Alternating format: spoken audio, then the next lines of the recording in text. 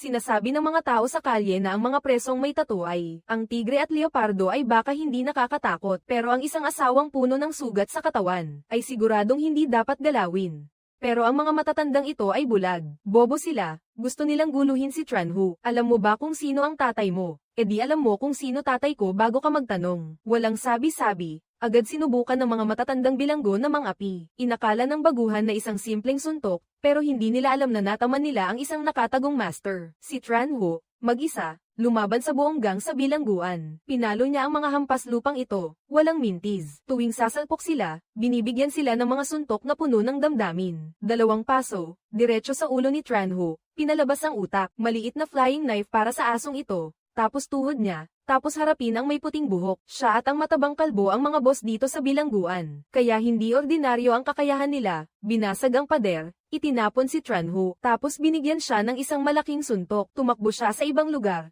pero pinatong siya ng asasin mula sa school, sinaksak, sandali lang, pinalo ng matanda ang apo, nabali ang gulugod. Isang gusto magnakaw, nataman ng flying dragon kick. Mag-isa si Tranhu lumaban sa 10, pero hindi siya natakot. Pinalo niya sila, walang kabog-abog, ang higanti ay natambas sa sahig. Bukas, ang mga ito ay 70% patay dahil pumasok ang mga gwardya para i-break ang laban. Kung hindi, durog na sila ni Tranhu. Sa totoo lang, ang presong ito ay dating pinakamahusay na pulis ng Shanghai. Sa kanyang kamanghamanghang husay, kahit anong gang o organisasyon ang humarap kay Tranhu, ay kailangang maghukay ng libingan. Sa laban, hindi siya natatakot, wala pa siyang asawa, pero hindi siya kulang sa armas. Anumang uri ng baril ay nasa kanya, at may hilig din si Tranhu na maging masked vigilante tuwing kumikilos. Kaya sa bahay niya, walang iba kundi maskara at mga disguise. Pero mayaman, galit, mahirap, hamak, at matalino, lagi nilang sinusubukang sirain. Isang bayani na kilala sa katarungan tulad ni Tranhu. Siyempre, maraming kaaway sa isang araw. Ang boss ng Huyet Long Gang ay si Su Jia. Pumunta siya sa isang samurai dojo ng mga Hapon para makipagkita sa principal ng Sakura University. Ang pangalan niya ay Umada. Habang hinihintay ang principal, biglang pinatay si Su Jia, at iniwan ng pumatay ang isang maskara. Kaya hindi na nag-imbestiga pa, agad inakala ng chief of police na si Tranhu ang pumatay kay Su Jia. Kahit na sumigaw si Tranhu na inosente siya, pero binigyan pa rin siya ng matanda ng isang pares ng posas bilang regalo at pasasalamat, at bilang souvenir sa kanyang sentensya ng habang buhay na pagkabilanggo, mas masahol pa. Inilagay pa si Tranhu sa pinakamapanganib na bilangguan, at karamihan ng mga preso dito ay mga tauhan ng dating boss na si Su Jia ng Huyet Banggang. Nakita nila ang pumatay sa kanilang leader, mas masaya pa sila kaysa nanalo sa loto, at syempre, nagplano agad sila ng paghihiganti para kay Su Jia. Kaya nang maisuot ni Tranhu ang kanyang uniforme ng bilanggo, agad siyang hinanap ng mga hampas lupa para patayin. Pagkatapos ng laban sa selda, tinawag ng warden si Tranhu sa kanyang opisina at sinabi, sa bilangguan na ito, may isang napaka-espesyal na selda. Iyon ang selda na iyong tinitirhan ngayon. Bago ka dumating, 5 preso na ang nawala sa selda na iyon. Sigurado akong may lihim na lagusan palabas. Ang tanging bagay ay hindi ko pa ito mahanap. Ang pagtakas ay nasa iyo. Bakit mo ako gusto tulungan? Noong araw, ako rin ay may marangal na panahon para sa hustisya. Pero ang mga Hapon at tiwaling opisyal ay nagtulak sa akin na maging warden dito. Kaya gusto kong suportahan ang mga taong may tapang tulad mo. Hindi kita direktang palalayain. Ang magagawa ko lang ay iyan. Naintindihan ni Tranhu ang warden. Agad niyang inimbestigahan ang lihim ng selda. Pero kahit anong hanap, wala siyang nakitang lagusan. Nakakainis. Sa tabi ng selda, may isang matandang pulubi na pipi. Gusto siyang tanungin ni Tranhu, pero naisip niya, pipi, paano siya magsasalita? Nalungkot siya na parang asong nakagat, bigla siyang nakaamoy ng kakaibang usok, at nakatulog siya ng mahimbing. Nagising siya at nakita ang sarili nasa selda ng pipi. Ang kakaiba, nawala ang matanda, parang sumengga. Nakatakas na pala siya nang hindi niya alam. Lumingon si Tranhu, at natuklasan ang mga kakaibang simbolo sa dingding. Pagbalik niya sa sarili niyang selda, nakita niya ang parehong simbolo sa ilalim ng mga tile ng sahig. Naintindihan niya ang problema. Pinilit niyang alalahanin at inayos ang mga simbolo sa tamang pagkakasunod-sunod, ayon sa kanyang nakita sa selda ng pipi. Totoo nga, nasolve ni Tranhu ang lihim na lagusan. Sa ilalim ay may lihim na daanan palabas. Natuklasan ng warden na nawawala ang mga preso. Agad niyang pinaalarma ang buong bilangguan. Pagkatapos ay ipinaalam sa pulisya para sa pagtugis. Samantala, sa labas, ang matalik na kaibigan ni Tranhu mula pagkabata, na si Abeo at ang babaeng si Cholin ay nagsimula ng mag-imbestiga. Si Abeo ay lumapit sa Japanese Samurai Dojo para humanap ng ebidensya. Dahil doon pinatay si Su Jia, ang leader ng Huyet Longgang. Si Chulin naman ay nagpanggap na estudyante para makapasok sa Sakura University, kung saan si Omada, ang nakipagkita kay Sojia, ay principal, para mag-imbestiga. Si Chulin ay na-assign sa isang klase, pero karamihan ng mga estudyante ay Hapon. Biglang sa recess, ang mga bullies ay nanggugulo. Binubuli nila ang isang Chinese na estudyanteng babae na nagngangalang Havi. Bakit ka nanggugulo? Hindi pa kita pinapayagan. Ibinuhos ng mga ito ang mainit na sabaw sa ulo ni Havi. Nakita ito ni Cholin at sumugod, ngunit napigilan siya. Ang mga babaeng iyon ay mga apo ng principal. Akala nila sila ang magaling. Hindi napigilan ni Cholin ang sarili at sinabi, "Anong kalokohan ito?" Pagdating ng guro, agad na nagsumbong si Cholin tungkol sa pambubuli. Ngunit sa halip na pigilan sila, binalaan ng guro si Cholin na huwag makialam sa hindi kanya. Hindi lang iyon, pati si Havi at ang ibang estudyante ay nagbuntong hininga. Nalungkot si Cholin, hindi alam na siya pala ang susunod na biktima. Para itago ang kanyang tunay na pagkatao, hinayaan na lang ni Cholin na hiyain siya ng mga babaeng iyon. Hindi lang nila siya binuhusan ng tubig, hinuberan pa nila siya ng bastos. Pagkatapos, itinapon nila si Cholin sa abandonadong kwarto 49 at sinabing, "May babaeng nagpakamatay dito kaya napakabigat ng malas. Ngayong gabi, maranasan mo rin iyan." Pagkasabi nito, nilock ng mga demonyong iyon ang pinto. Pagkaalis nila, tumakbo si Havi para iligtas siya. Ngunit pareho silang nakulong ng mga salbaheng iyon. Biglang may langit-ngit sa itaas, parang may tao. Natakot silang dalawa na parang iihi na sa panty. Narinig ko na ito ng maraming beses. Maging sa bubong ng Samurai Dojo ay may parehong tunog. Kasabay nito, pumasok si Eibeo sa bubong ng Samurai Dojo. Pero bago pa siya makahanap ng clue, nahulog siya dahil sa kanyang bigat. Oy, ang taba, nahulog siya sa imburnal. Mga kapatid, tumakas kayo. Agad na hinabol siya ng mga samurai. Samantala, si Tranho pagkatapos makatakas sa bilangguan, dumiretso sa puno ng pulisya. Si chief ng istasyon ng pulisya. Kahit nakamaskara ang pumatay, nakilala agad niya si Tranho. "Nako, Tranho, lolo ko. Bakit mo ako pinatakas, at ngayon narito ka?" Itutok ang baril kay Tranho at sinabing, "Ang tanga ay namamatay, hindi sa sakit." Pinutok ni Chief ang baril, pero biglang naubos ang bala. Kinuha pala ni Tranho ang lahat ng bala nang hindi niya alam. Sinalakay siya ni Tranho at sinipa sa tuhod.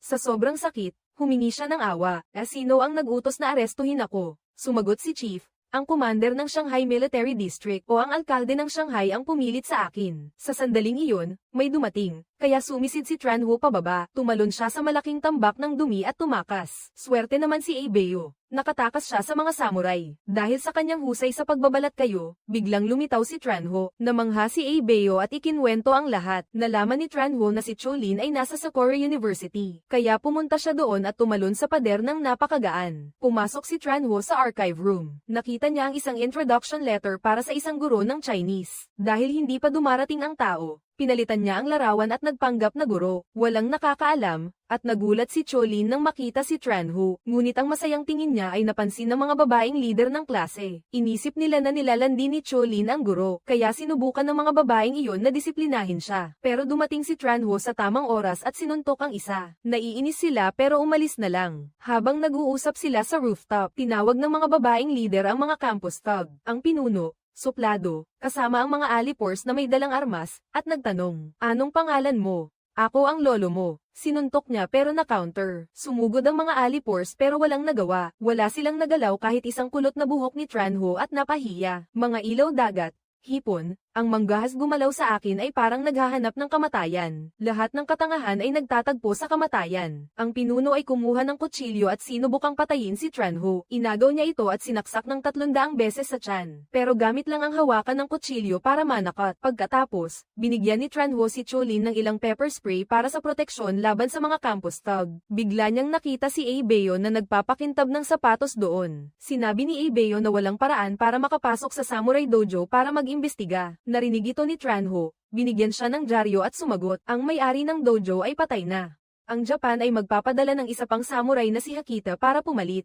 Naiintindihan mo?" Ang isa pang samurai na nagngangalang Hakita ang pumalit. "Naiintindihan mo ba ako?" Agad na nagpanggap si Eibeo bilang Samurai Hakita at pumunta sa Samurai Dojo. Suplado si Eibeo, nagpakilala bilang bagong assistant dojo master na si Hakita. Pagkatapos, pumasok siya na parang walang pakialam upang kunin ang dojo. Bigla siyang pinalibutan ng lahat, ngunit hindi lang siya marunong magbalat kayo. Ang galing din niyang umarte. Top-notch talaga. Akala ko darating si Hakita sa susunod na linggo. Mga patay na aso. Gaano na kayo katagal dito? Hindi pa rin marunong magsalita ng Chinese. magsalita ng Chinese, magsalita ng Chinese, magsalita ng Chinese. Pero hindi pa rin siya marunong magsalita ng Chinese. Simula ngayon, sino man ang bumigkas ng isang salita sa Japanese, huwag sisihin ang pagkakataon. Akala ng mga ito siya ang tunay na assistant master. Kaya sumunod sila at yumuko nang may paggalang pumasok sa loob. Kaya't sumunod siya na parang tuta at pumasok sa silid. Upang imbestigahan ang krimeng nangyari, naghanap si Abeo sa paligid. Ngunit bago siya makahanap ng anumang clue, isang alipors ang sumugod at nagulat. May pumunta para hamanin ang ating dojo. Hamon, ano bang problema? Laban lang, anong takot ko dyan? Bago pa siya makarating, nakita niya ang isang tao na natamba. Ang mandirigma ay walang iba kundi si Tranho. Nalaman niyang nag-resign ang guro ng karate na si Doihoy. Kaya si Tranho ang nagboluntaryong magdala ng mga estudyante sa dojo. Samurai ay natututo na ang kaibigan ay pumunta sa palengke upang tumulong sa kanyang pag-arte. Kaya si Abeo ay nagtitiwala at tinanggap ang hamon. Siya ay hindi marunong magtali ng manok, kaya gumagawa na lang siya ng mga walang kwentang galaw. Si Tranho ay sumipa, at si Abeo ay naintindihan at ibinagsak siya sa sahig. Ito ay nagpahanga sa mga alipors. Patuloy ang laban, pinapaalalahanan ni Tranho ang kaibigan. Kaliwa, kanan, narinig mo ba? Talagang ang dalawang ito ay nagtutulungan ng perpekto. Kaya ang mga mandirigmang Hapon ay walang kainahinala. Masaya si Abeo. Tinawag si Tranho na sumugod at kunin ang mga pasa. Gayunpaman, sa pagkakataong ito ay nakalimutan niya ang lahat. Anong klaseng welga iyan, Tranho? Totoo ba ang sipa mo? Si Tranho ay napilitang hawakan ng kanyang baywang at umikot na parang siya ay ibinagsak. Nahulog muli, tapos sumuko. Anong sining ng pakikipaglaban ang ginagamit mo? Ito ay aking bagong likha, ang martial art na going abroad. Napakagaling ng going abroad.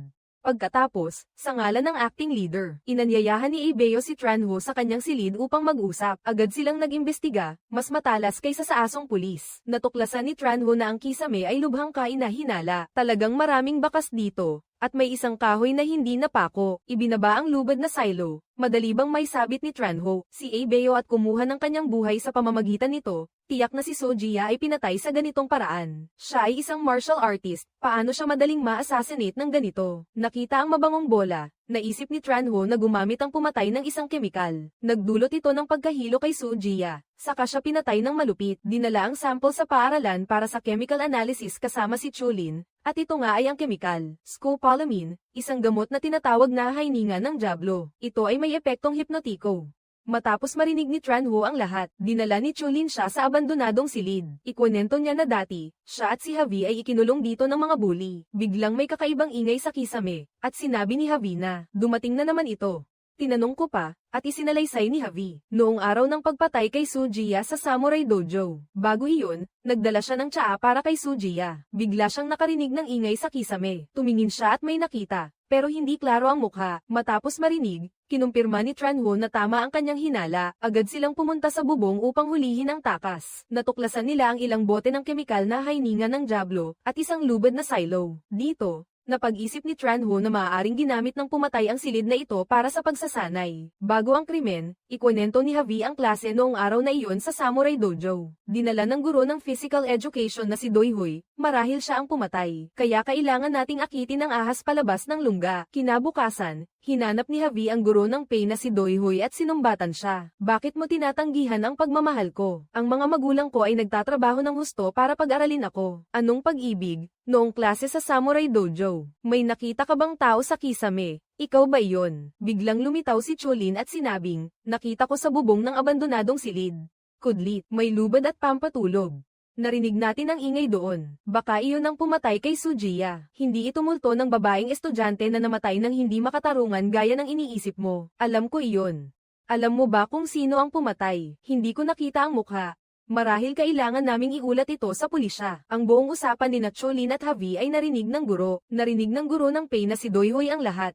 Sinabi ni Tranho na maaaring si Doihoy ang pumatay kay Sojiya. Narinig niya ang buong usapan ninyo ni Javi. Tiyak na magugulat siya at buburahin ang mga bakas sa bubong ng abandonadong silid. Kung lalabas siguro Doihoy doon ngayong gabi, kumpirmado na siya ang kriminal. Nang gabing iyon, nakatanggap si Javi ng sulat mula kay Guro Doihoy. Nakikipagkita sa abandonadong silid para pag-usapan ang damdamin. Agad siyang pumunta sa tagpuan. Biglang lumitaw si Guro Doihoy at sinakal si Javi upang patayin siya at takpan ng krimen. Pagkatapos, itinulak siya sa ilalim ng kama at umalis. Nang gabing iyon, Pumunta si Tranho sa abandonadong silid ayon sa plano. Isinagawa ang estratehiyang Maya na humuhuli ng cicada, mantis na handa sa bubong. Talagang sa wakas ay lumitaw si Doyhoy. Tumalon siya paitaas at sumipa, na may titig na parang bala. Dalawang tao, walang imikan, sumugod sa laban. Sa makitid na espasyo na may maraming kahoy na nakaharang. Pareho silang mga dalubhasa, kaya ang galaw nila ay tulad ng lumulutang na ulap at umaagos na tubig. May hawak na kutsilyo si Doyhoy at patuloy na gumagawa ng matatalim na pag-atake upang patayin si Tranho. Ngunit ang tigre ay hindi umungal. Akala mo ay Hello Kitty. Harapin ng isang pambihirang ahente ng pulisya. Hindi iyon madaling gawain. Kumain ng siko ng mga Diyos. Pagkatapos, siya ay ibinagsak at naglaway ng dugo, sipa para malutas, at muli silang nagkultura at sining. Nakuha ni Tranho ang isang bamboo tube at ginamit na sandata. Ibinagsak ang kalaban at sumipa, ngunit sumabit. Akala ni Doyhoy madali lang. Ngunit sino ang mag-aakala na sa pagkakataong ito ay sasaluhin niya ang double dragon knee strike. Nakuha ang isang kahoy at hinampes sa paa ni Tranho.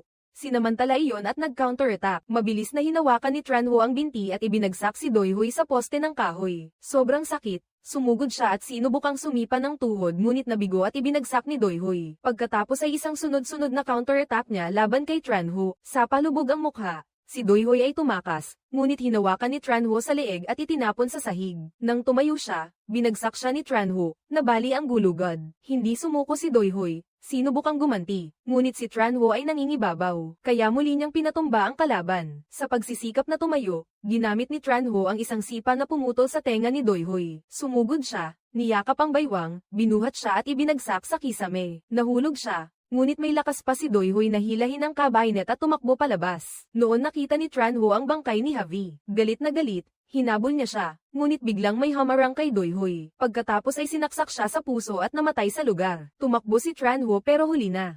Kasabay nito, dumating ang mga pulis. Pinaratangan ng kapitan si Tranho na bumalik sa paaralan para burahin ang ebidensya. Hindi sinasadya. Ang guro na si Doyhoy at si Javi. Habang naglalandian sa silid na ito, natuklasan ang balak niya, kaya pinatay sila. Tiyak na nagtatago si Tranho sa isang lugar sa paaralan, kaya't kailangan siyang mahuli agad. Pagkatapos, pumasok ang kapitan sa opisina ng prinsipal. Si Umada at ang kapitan ay nagreklamo na dapat nasa bahay sila naglalaro ng billiard kasama ang asawa. Ngunit narito sila inaayos ang mga problema ninyo. Naintindihan ng prinsipal na gusto ng kapitan ng suhol, kaya binuksan niya ang kabinet at nakita niya si Tranho na nakatago roon. Pero hindi siya nagsumbong. Kumuha lang siya ng ginto para suhulan ng kapitan. Ay, huwag po kayong ganyan. Ito ay kaloob ng paaralan. Tinanggap ko lang dahil iginagalang kita. Pagkatapos, umalis ang kapitan na parang walang nangyari, feeling safe. Noon sinabi ng prinsipal kay Tranho na lumabas. Sino ka? Bakit mo ako iniligtas? Tanong niya ng tuwiran. Sinabi ni Umada ang lahat. Ako ay isang undercover agent ng Chinese Communist Party. Ang commander ng Shanghai Army, o ang alkalde ng Shanghai, ay isang napakasamang tao, traidor sa sariling bayan. Nakikipagsabuatan siya sa underground at mga Hapon para sa pansariling pakinabang. Samantala, lihim niyang sinasalungat ang Chinese Communist Party. Pinaghinalaan niya ang tunay kong pagkatao, kaya ipinadala niya si Doyhoy para imbestigahan. Ngunit natuklasan ka ni Doyhoy, kaya kailangan nila siyang patayin.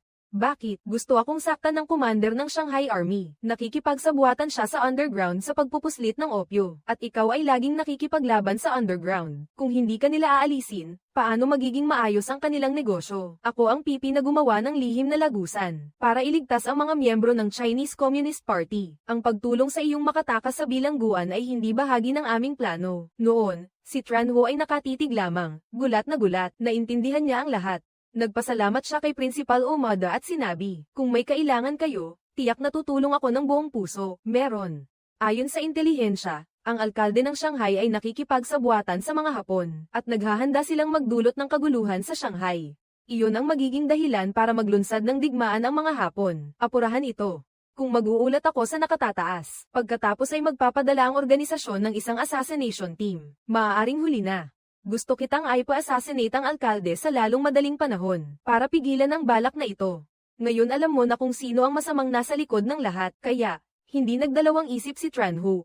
Kumilos siya agad, ngunit paglabas niya ng paaralan, muli niyang nakilala ang dalawang kasama sa bilangguan. Ang mataba, kalbo at ang may puting buhok, dalawang dating big shot sa bilangguan at mga alipors ng Huyet Longgang. Akala nila si Tran Ho ang pumatay kay Su Jia, kaya tumakas sila sa kulungan para maghayganti. Walang sabi-sabi, agad siyang inatake ng kalbo. Ang may puting buhok ay sumwangki, tumalon pababa para manakit, pero si Tran Ho ay masyadong mabilis. Akala nila madali lang siyang talunin ng sabay. Kahit gumamit sila ng kutsilyo, walang epekto. Umiiwas siya pakaliwat pakanan, parang agos ng tubig. Ang dalawang ito ay sunod-sunod na nakatanggap ng suntok, basag ang mukha, tumalon siya at sinipa ang kalbo sa tuhod, dumyugo ang bibig. Inakit ni Tran Ho ang may puting buhok palayo, pagkatapos ay biglang huminto, at nagpatuloy ang kanilang laban. Pero ang kalbo ay hindi namamalayang nagising na. Ngayon ay dapat kayong maduguan. Kayong dalawa parang mga baliw na sumugod para mapalo. Nang makita ng mataba na hindi niya kaya, bumato siya ng bote ng alak. Akala niya, dalawa laban sa isa,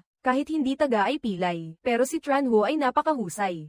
Sa wakas, ginamit niya ang kanyang secret technique na chef's twist. Pagkatapos, isang suntok ang nagpatalbog sa kalbong mataba ng 30 metro. Ang may puting buhok ay sumugod na may matalas na espada. Akala niya ay panalo na. Pero hinawakan siya ni Tran Ho, binuhat at ibinagsak sa lupa. Gustong siya'y lambingin ng kalbo. Ngunit tumayo si Tran Ho, umiwas, at muling binuhat. Sinipa niya ang tuhod, saka dinagdagan ng isang sipa na nagpabagsak sa kanya. Nasusunod ang utos, ngunit hindi na kumikilos ang mga paa. Pinalampas niya sila.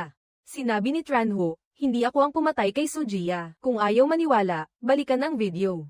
Pagkasabi noon, dumura siya at umalis. Samantala, si Abeo ay bumalik sa Samurai Dojo. Lasing na lasing, nakita niyang naghihintay na ang lahat. Sino ang may mukhang kaldero? Walang iba kundi ang tunay na assistant master, si Hakita. Mula Japan, pagdating niya upang manungkulan, agad siyang sinipa palabas. Pagkatapos ay hinabol siya ng mga mandirigma na may mga patpat. Bigla, nakita ni Abeo si Cholin. Tumatakbo rin, basang-basa ang pantalon. Dahil nahayag ang kanyang tunay na pagkatao sa Sakura University. Tumakbo sa dead end, agad na naglabas ng pepper spray si Cholin mula sa kanyang pantalon, na dati nang ibinigay ni Tran Ho upang maalis ang mga samurai Hapon sa kanilang buntot. Gayunpaman, napakarami nila at mas dumidikit pa sa linta na gutom, gusto nilang kunin ang buhay ng dalawa. Sa oras na ito, lumabas si Tran Ho mula sa eskinita patungo sa malaking kalye, at nakita niya ang eksenang ito. Tumalon siya sa isang bus, pero masyadong mabagal ang bus, kaya't sila ay parang mga langaw na damapo sa dumi. Agad na pinalibutan siya. Akala niya mamamatay na itong babae, pero buti na lang tumalon si Tran Ho para iligtas siya sa tamang oras. Sa masikip na espasyo, siya ay sumuot at sumalo. Ginawa niyang alam ng mga ito kung ano ang Kulin Protection Festival. Kung sino man ang lumapit, si Tran Ho ay binigyan sila ng impyerno hanggang sa huling bilang. Hindi nakakapagtakang siya ang bayani ng pulisya. Sino man ang sumugod, ginagawa niyang pira-piraso. Si Abeo naman ay nasa labas ng bintana.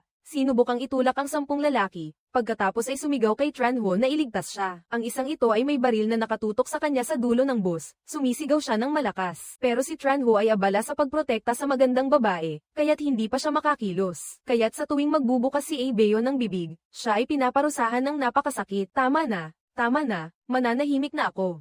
Sa huli, siya ay nakagat sa kamay at itinulak, gumulong pababa sa kalsada. Si Tran Ho ay patuloy na pinoprotektahan si Cholin. Ang dalawa ay magkasamang lumaban ng napakaayos. Isang lalaki ang nagtangkang barilin ang magandang babae, pero buti na lang dumating si Abeo sa tamang oras. Ang tangkang saktan ng iniibig niya ay parang naghahanap ng kamatayan. Isinakay niya lahat sa bus, pero napakarami pa rin ng mga kalaban. Ang mga pulis ay nag-i-inhuman at nagpaplano kung paano hulihin si Tran Ho nang hindi sinasadyang dumaan ang bus. Si Cholin ay muling naglabas ng pepper spray mula sa kanyang palda upang ibigay kay Tran Ho. Ginamit niya ito para gumawa ng usok upang samantalahin ang pagkakataon. Nang maging makapalang usok, lahat ay bumaba ng bus at tumakas ay ang pinakamahusay na taktika. Agad na hinabol sila ng pulis, pero dinala ni Tran Ho ang lahat pababa sa daan. Sa imburnal para magtago, si Cholin ay binuhat ni Tran Ho ng napakaingat, parang itlog o bulaklak, at si Abeo naman ay parang dumi ng manok sa bakuran. Hindi inaasahan na mayroong isang lihim na daanan sa lugar na ito. Sa loob, mayroong isang lihim na silid ni Tran Ho. Ito ay nagdulot ng pagkagulat kina Abeo at Cholin. Inihagis niya ang jacket sa sabaitan, at lumitaw ang isang silid na puno ng mga maskara, at ang mga damit na disguise ni Tran Ho. Hindi sinasadyang nakita ni Cholin ang kanyang larawan sa mesa, at naunawaan niya kung sino ang lihim na iniibig ni Tran Ho. Ito ay nagpasaya sa kanilang dalawa. Higit na nakakagulat, natuklasan ni Abeo ang isang malaking imbakan ng armas. Mula sa mga pistol hanggang sa mga rifle, mga granada at pampasabog, lahat ay kumpleto. Sa tamang panahon, lugar, at pagkakaisa, lahat ay nagtulungan upang patayin ang tiyong alkalde. Kinabukasan ng gabi, sa Moongton Hotel, kung saan ginanap ang fundraiser para labanan ang mga Hapon. Siyempre, ang alkalde ay isa ring panauhin. Lalo na sa gabing ito, biglang namatay ang lahat ng ilaw. Akala nila may aksidente. Pero si Tran Ho pala, nakadisguise siya bilang isang circus performer para magsagawa ng welcome act. Sa isang kahon na walang laman, sa pamamagitan ng magic, lumitaw si Abeo. Dahilan upang ang alkalde at mga manonood ay pumalakpak ng walang tigil. Susunod, pumasok si Tran Ho sa loob, umikot si Abeo. Lumitaw si Chulin ng mahiwaga, pagkatapos ay ang kanya na bumaril sa kulungan ng manok. Akala nila mapuputulan ng ulo ang alkalde. Pero glitter pala ang lumabas. Ginagawa ang lugar na kumikinang, samantalang walang pumapansin sa oportunidad.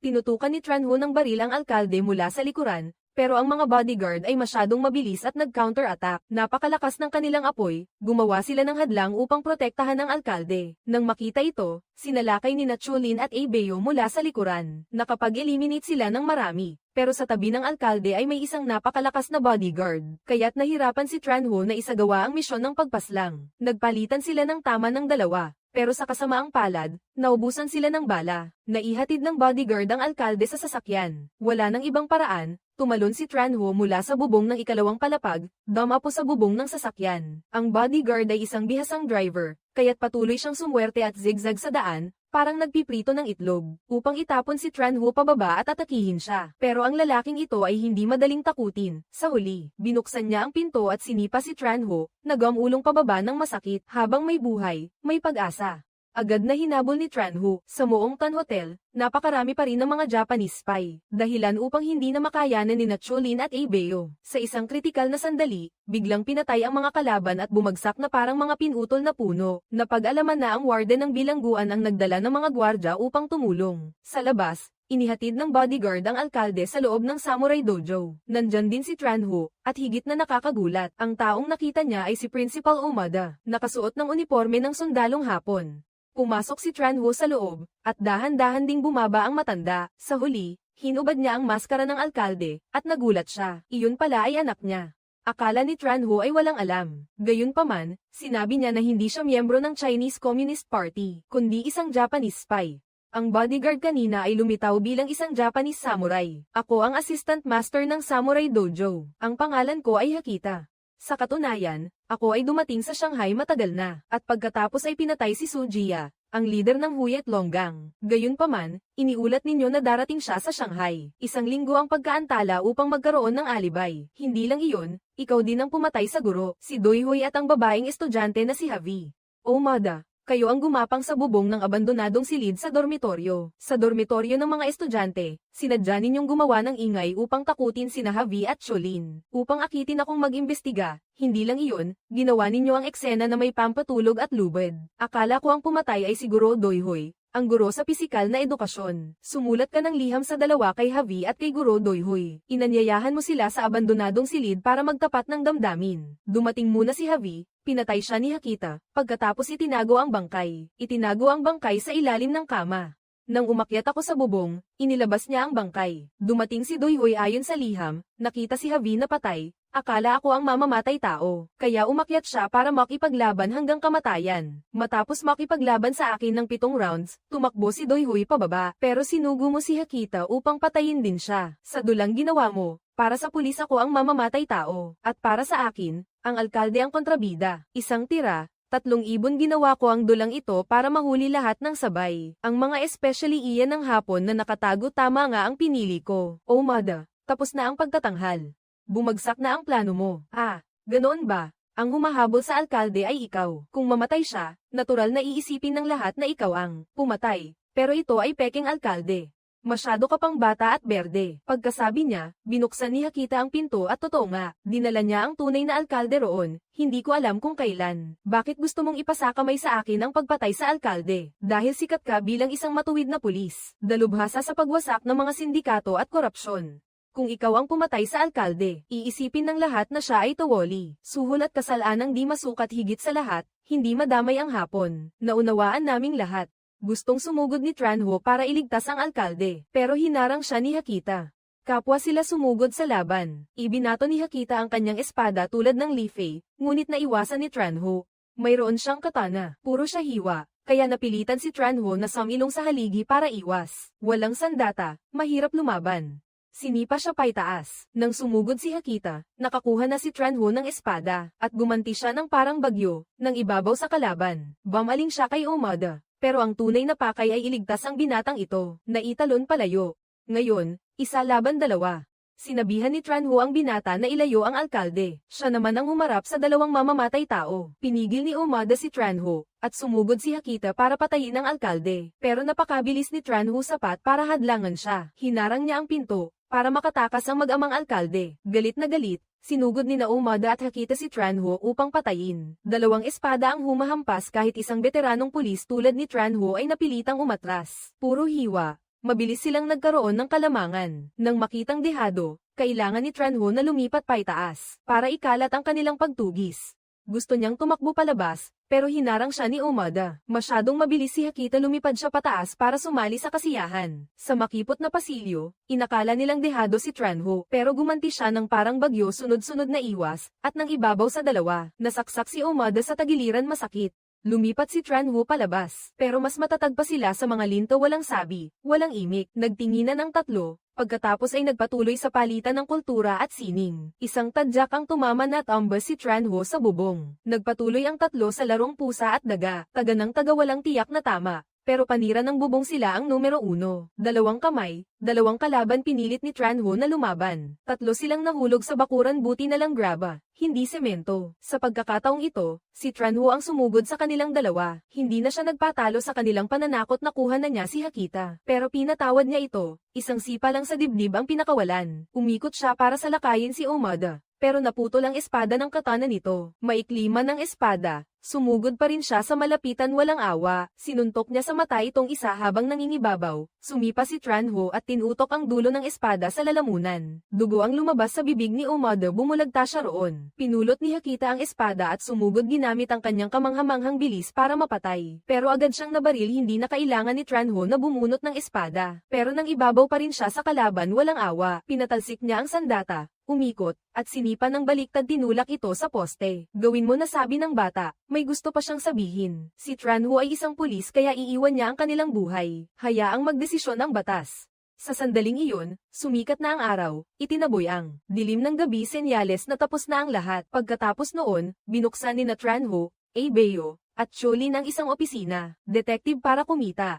Sa araw ng inaugurasyon, maraming panauhin ang dumating para bumati, pati ang mabait na direktor ng bilangguan ay naroon. Higit na nakakagulat, may dumating na puti ang buhok para magbigay ng sobra. Salamat sa paghihiganti para sa aming amo na si Sujia, sabi ng lahat. Tiyak na angat ang negosyong ito at kikita ng malaki. Pero pagkatapos noon, naghintay sila ng matagal. Walang tao hanggang sa wakas, may dumating na isang order. Yan ay si Mo nagpawis para imbestigahan kung bakit wala pa ring kliyente. Sa 500 beses na paghingi ng tulong, wala ni isang kapatid. Ang gustong magligtas sa kanya, tatawag siya sa telepono, pupunta sa lugar. Sa huli, laro-laro lang, hindi totoong pag-ibig. Pero gayunpaman, nagpapasalamat sa lahat ng kapatid na nanood. Review ng pelikula para suportahan ay like, mag-subscribe sa channel, at pindutin ang bell para sa abiso. Salamat sa lahat. Mahal ko kayo. Bye-bye.